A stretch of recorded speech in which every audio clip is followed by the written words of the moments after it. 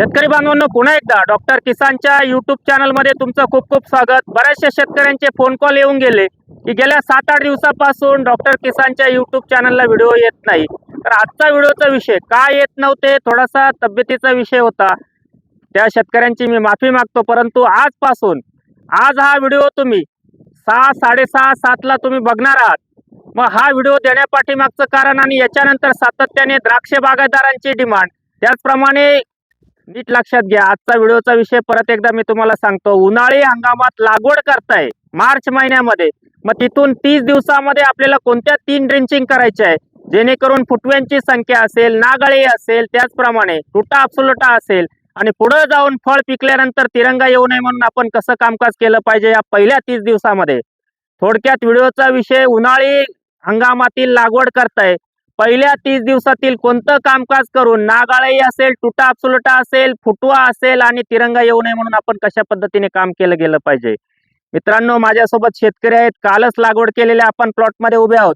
नीट लक्षात घ्या, आपण या ठिकाणी जर बघितलं, हे बघा होल या ठिकाणी मारलेले, कम्प्लिटली सेंटरला लागवड केलेली, कम्प्लीट होलच्या सेंटरला लागवड केलेली, अशी लागवड करायची।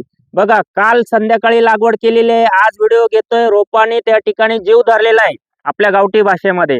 मग इथं 3ऱ्या-4थ्या दिवशी पहिली ड्रिंचिंग आपल्याला काय करायची, पहिली ड्रिंचिंग आपल्याला 3ऱ्या किंवा 4थ्या दिवशी त्या ठिकाणी फुटवा चांगला मिळाला पाहिजे, स्टम जाड झाला पाहिजे, झाडाची ग्रोथ चांगली झाली पाहिजे, मर रोग आला नाही पाहिजे, म्हणून पहिली ड्रिंचिंग 3ऱ्या-4थ्या दिवशी एकरी 1 litre platinum, 3 kilo 13-40-13, 100 gram Actara, 250 gram Ridomil Gold किंवा 200 ग्रॅम रोको, ही पहिली ड्रिंचिंग आपल्याला करून घ्यायची।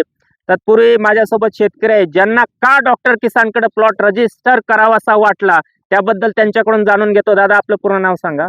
माझं नाव ऋषिकेश अर्जुन डावरे, राहणार कोनांबी, तालुका सिन्नर, जिल्हा नाशिक। तुम्ही का डॉक्टर किसानकडे प्लॉट रजिस्टर केला? डॉक्टर किसान प्लॉट रजिस्टर करायचं म्हणजे मला पावसाळी माझे दोन्ही म्हणजे उन्हाळी प्लॉट राहतो, पावसाळी राहतो। बर, तर पावसाळ्यातच मला वाटलं होतं प्लॉट रजिस्टर करा, उत्पन्न कमी भेटायचं। तर माझा डॉक्टर किसान भरपूर विश्वास आहे का ते मला उत्पन्न मिळवून देतील आणि त्यांच्याकडे मी प्लॉट रजिस्टर केलेला आहे। आणि तुम्हाला बेसल डोस बेसल डोस म्हणजे त्यांची पूर्ण मार्गदर्शनाखाली थिरी आणि बेसल डोस त्यांच्या मार्गदर्शनानुसार टाकलेला तो भेटत नव्हता, तरी पण तो उपलब्ध करून पहिल्यापासून त्यांची आता मी थिरी वापरणार आहे। त्यांच्या माझी अपेक्षा आहे का त्यांनी मला प्लॉट 1 नंबर करून देण्यास त्यांनी मला देंडे साहेबांनी शाश्वत दिली का तुमचा प्लॉट 1 नंबर बनवून देणार। नक्कीच तुमचा प्लॉट 1 नंबर बनवून देणार। लागवडीच्या दुसऱ्याच दिवशी पहिला व्हिडिओ देतोय आणि या शेतकऱ्यासोबत 30-35 दिवसाला चांगला फुटवा, चांगला स्टम आणि चांगली फुलांची संख्या, हा देखील व्हिडिओ त्यावेळेस असेल। आणि त्याच्यानंतर 3रा व्हिडिओ असेल ज्यावेळेस प्लॉट सुरू होईल आणि खरोखर प्लॉट सुरू झाल्यानंतर भरपूर सेटिंग, फळाची साईज हे मिळून द्यायचं काम डॉक्टर किसानचं 100% त्या ठिकाणी असणार आहे। म्हणून परत एकदा सांगतो, पहिली ड्रिंचिंग झाली, दुसऱ्या दिवशी तुम्हाला फवारणी त्या ठिकाणी करायची, अगदी साधी फवारणी त्या ठिकाणी करायची, इमामेक्टिन ज्याला आपण म्हणतो ते प्रोक्लेम तुम्हाला घ्यायचंय 200 लिटरला 100 ग्रॅम, त्याच्यासोबत चांगलं नीम त्या ठिकाणी फक्त आणि फक्त 100 मिली, आणि त्याच्यासोबत तुम्हाला घ्यायचंय अँट्राकॉल प्रोपिनेप जो कंटेन आहे 75 WP, तो तुम्हाला घ्यायचा आहे 400 ग्रॅम, म्हणजे प्रति लिटर 2 ग्रॅम। अशी फवारणी तुम्ही 5व्या दिवशी करून घ्या। 8व्या 9व्या दिवशी तुम्हाला परत दुसरी ड्रिंचिंग करायची, तिथं तुम्हाला घ्यायचंय धनकीर्तीचं रॅडिक्स 500 ग्रॅम, मास्टर 20-20-20 3 किलो, ही 9व्या 10व्या दिवशी तुम्ही ड्रिंचिंग केली।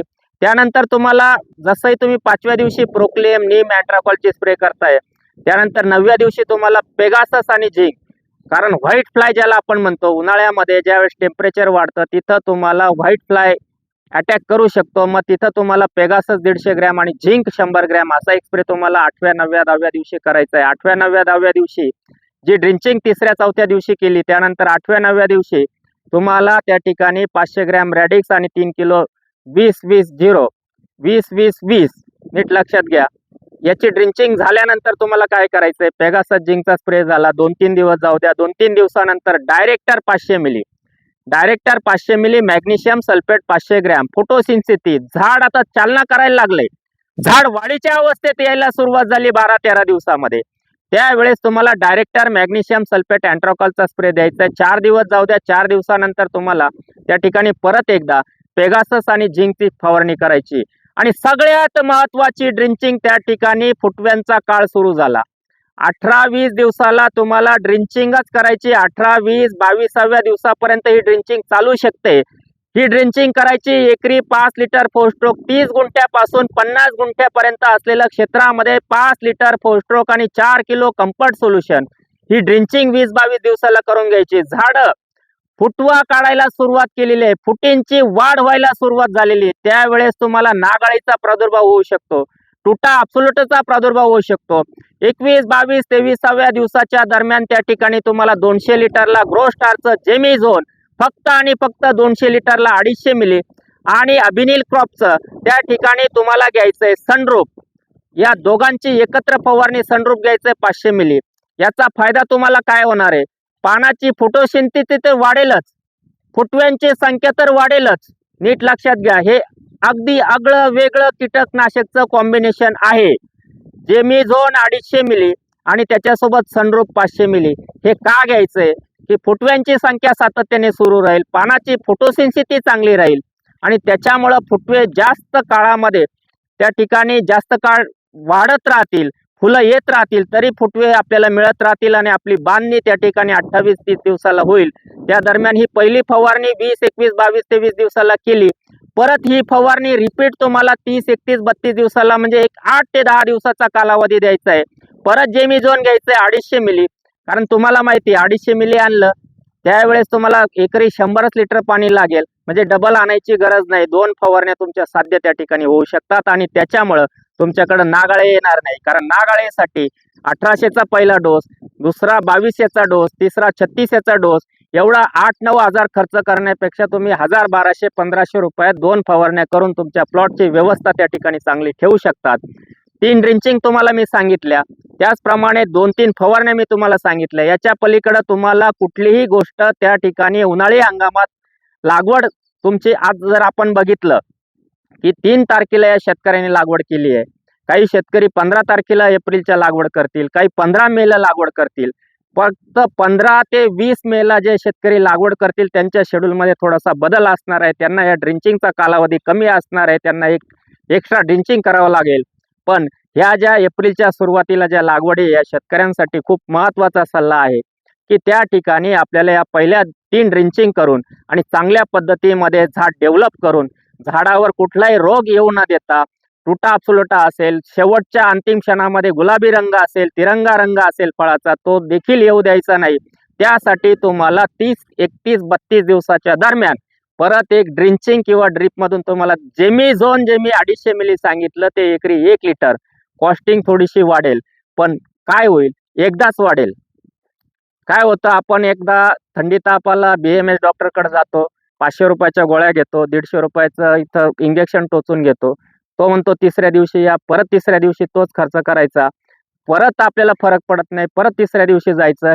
हे 3-3 वेळा फवारण्या, 3-3 वेळा ड्रिपच्या औषधं न सोडता 30 दिवसाला 101% मी स्वतः छाती ठोकपणे गॅरंटी देतो, छाती ठोकपणे गॅरंटी देतो की 28, 30, 32 दिवसाला 28 ते 32 दिवस या 4 दिवसामध्ये एकरी 1 लिटर जेमिझोन जर तुम्ही दिलं तर तुम्हाला पुढे जाऊन तो तिरंगा आहे तो, आता तुम्ही म्हणाल का सर हे तुम्ही कीटकनाशक म्हणून सांगताय, हे एक मल्टीपर्पज प्रोडक्ट आहे ज्याचा 2 वर्ष स्टडी डॉक्टर किसानने केला. अनेक शेतकऱ्यांच्या बांधावर जाऊन त्यांचा स्टडी करून त्यांच्या इथं 2-2 गल्ल्या क्वालिटी आपण ज्याला म्हणतो की कंट्रोल प्लॉट 2 गल्ल्या आमच्या ताब्यात द्या, या 2 गल्ल्यांना 20 जाळ्या निघाल्या तर डॉक्टर किसान खर्च भरून देईल. आणि त्या शेतकऱ्यांनी ऐकलं आणि त्याचे रिझल्ट पाहून आज 2026 मध्ये तुम्हाला उन्हाळी हंगामात हे पहिलं प्रोडक्ट का काम करतंय, कसं करतंय या संदर्भामध्ये आजचा व्हिडिओ मी तुम्हाला देत असताना परत एकदा शेतकऱ्याकडे येतो.